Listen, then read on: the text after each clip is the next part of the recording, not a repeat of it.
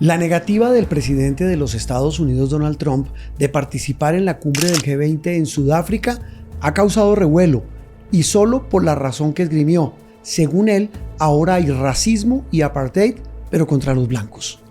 Pero hablar de racismo en un país donde los negros han sufrido brutales discriminaciones, valga la pena repetirlo, es algo injusto. Por eso es importante conocer su historia. Desde la coyuntura de las noticias nos devolvemos en el tiempo. Esto es Memorias del Mundo, un video podcast disponible en YouTube y en todas las plataformas de audio. Teresita, Sudáfrica vuelve a estar en el mapa internacional, o mejor, en el radar internacional, no en el mapa siempre ha estado, en el radar internacional, por cuenta de la cumbre del G20, que es la cumbre que reúne a las economías y países más poderosos de la Tierra. Pero la novedad de esta cumbre que va a ser por estos días es que no va a Estados Unidos, no mandan ni siquiera un delegado de octava categoría. ¿Cómo así? ¿Por qué? Decidieron no ir. Una cumbre de los países más ricos y más industrializados en Estados Unidos. Pues no es cumbre. No es cumbre, pero decidieron, el presidente Trump tomó la decisión porque acusa a Sudáfrica de ser un país donde todos los días de manera cotidiana se violan los derechos humanos. Y se violan, Juan Roberto, no en contra de los afrodescendientes, de la población africana, no. Se violan, dice el presidente Trump, en contra de la población blanca, que hoy en día, dice, es víctima de un nuevo apartheid y de un nuevo racismo en Sudáfrica. Pero hasta donde yo tengo entendido, Teresita, y usted que es la experta en historia, y nos va a corregir o me va a corregir, el apartheid, el racismo, la discriminación, ocurrió totalmente lo contrario durante décadas. Siglos. En Sudáfrica, siglos.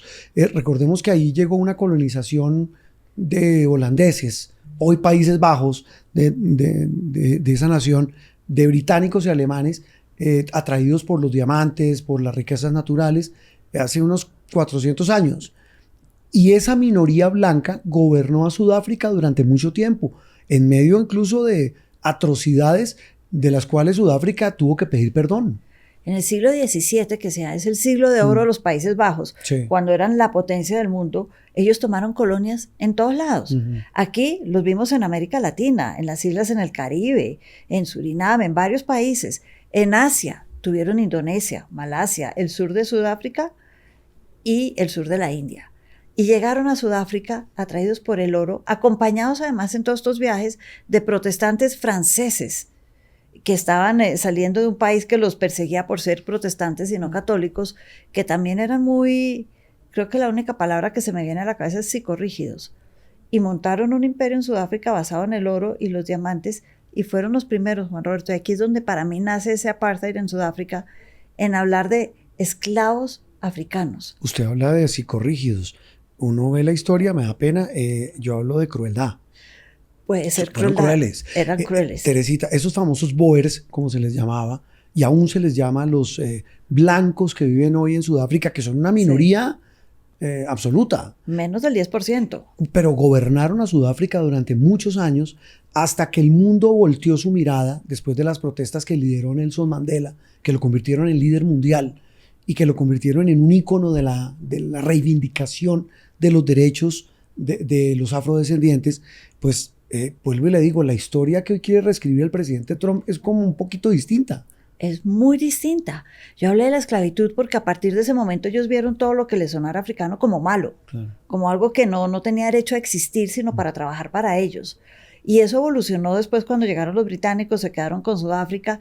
En estas políticas de represión no podían ser dueños de tierra, no podían ir sino a ciertas escuelas, no podían tomar transporte público, no podían tener sino ciertos trabajos. Un baño en un sitio público no lo podía usar un negro. No podían el transporte público, que es lo básico en un país para trabajar, nada. Y de ahí la importancia de Mandela.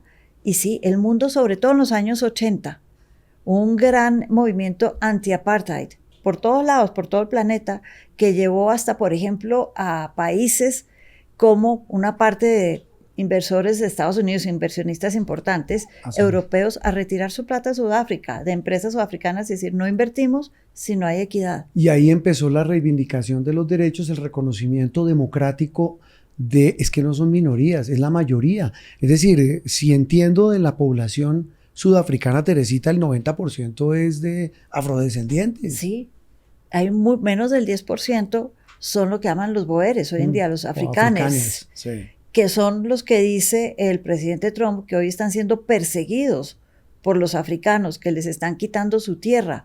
Esto es por una ley de reforma agraria y resulta que es que casi el 100% de la tierra seguía en manos de blancos. Entonces, al hacer reforma agraria, pues obviamente hubo un cambio de propiedad, pero en Sudáfrica nadie habla de genocidio ni de apartheid hoy en día, sino cuando hablan de la historia. Ni siquiera los partidos a los que pertenecen hoy en día los africanos dicen, ¿Sudáfrica? ¿Racismo? No se atreven a decirlo, pero ahí está. Ahí están, una historia, Teresita, de siglos. Usted habla de los holandeses, de los provenientes de Países Bajos, pero también de los británicos y también de los alemanes, que llegaron a disputarse dos grandes riquezas, los diamantes y los esclavos. Y el oro, es que es muy rica. Sudáfrica es un país excepcionalmente rico, tiene oro. Tiene diamantes en cantidades. Es el mayor productor, Juan Roberto, de sardinas. No le puedo de sardinas creer. Enlatadas en el mundo. Pensé que era Portugal. No, por el tamaño de las costas, tamaño es Sudáfrica. Es el producto de Portugal, pero Sudáfrica en volumen. Es que Sudáfrica es muy grande. Es gigante. Y esa grandeza de riquezas de territorio, pues llevó a que muchos que llegaron a conquistarlos, llegaran a explotarlos. Y entre los británicos que llegaron y los explotaron durante mucho tiempo, sobre todo desde los finales del siglo XVIII, todo el siglo XIX, toda la época victoriana, y lo que hacían era que llevaban mano de obra de otras colonias. Cuando veían que entonces los africanos no funcionaban, o que faltaban, o que se les escapaban, o se iban, o los mandaban de esclavos, lo que fuera, a otros países, decía, bueno, estos los mandamos de esclavos y con eso ganamos, pero entonces, ¿quién trabaja acá la tierra? Claro. No vamos a ser nosotros.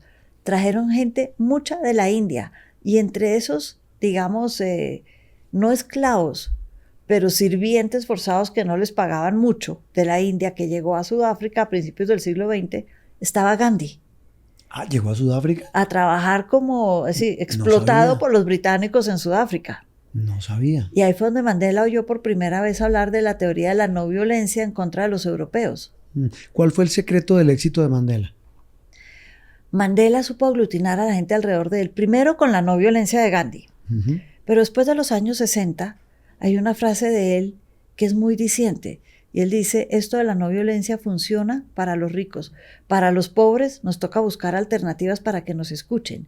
Por eso terminó 18 años en la cárcel, y ahí, si bien dijo, no me arrepiento de lo que he hecho, hay otras maneras de llegar a ser libres. Claro, manifestaciones, bloqueos, esa época fue muy dura en Sudáfrica, encabezadas y lideradas por Mandela. Desde la cárcel muchas veces. Claro. Y llamando, ahí sí, a la no violencia, es decir, hay otras maneras, la guerra económica, lo que fue el no invertir, todos esos temas hasta que salió de la cárcel y negoció con los africanos, en ese momento de Klerk, y ya en 1994 se acaba oficialmente el apartheid y surge la democracia en lo que hoy es Sudáfrica.